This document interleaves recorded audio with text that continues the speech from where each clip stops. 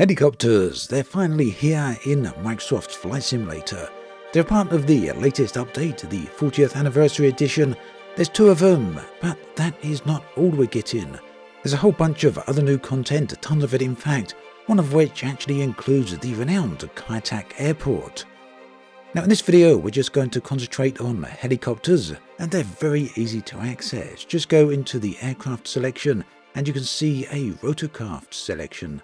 Got 2, the Bell and the Guimbal. Elsewhere you can see we've got access to 2 brand new gliders as well. This is something we'll be coming back to in another video, not too long. For now though, we're going to position ourselves right here on the runway at Kai Tak, and yep, we're using the Bell. As you can see, it's modelled very nicely. I think there are some other liveries there, I haven't checked those just yet, but well worth keeping in mind in case you do want them. But inside is the important area, and you can see it is beautifully modelled. Everything has the high detail that we've come to expect from a Microsoft Flight Simulator aircraft, and what's more, all of the instruments here are fully interactable. Let's just zoom in there on those instruments for a moment so you can get a slightly better look. There we go.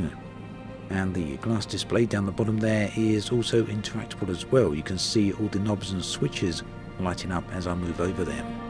So yeah, looking good so far. Jumping outside the aircraft, we can see again everything looking very nice. Now what's interesting about this update is the introduction of computational fluid dynamics.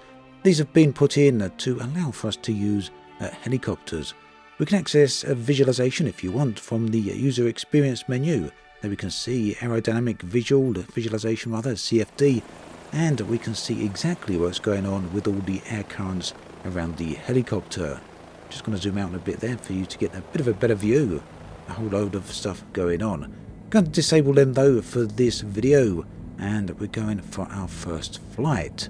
I'd like to do a bit of a deep dive later on into how the helicopters function.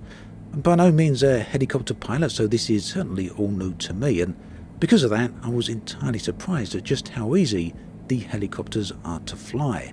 Simply throttle up, and that is pretty much all you need to do. At some point the helicopter will begin to leave the ground. Very gently, unless you put too much throttle on, but otherwise you are good to go. Now I'm using a Hotus here, just using the Thrustmaster Airbus. Applying a little bit of rudder here just to bring the helicopter around, and then you can tilt and pitch to suit your desire. Lovely looking area here, by the way.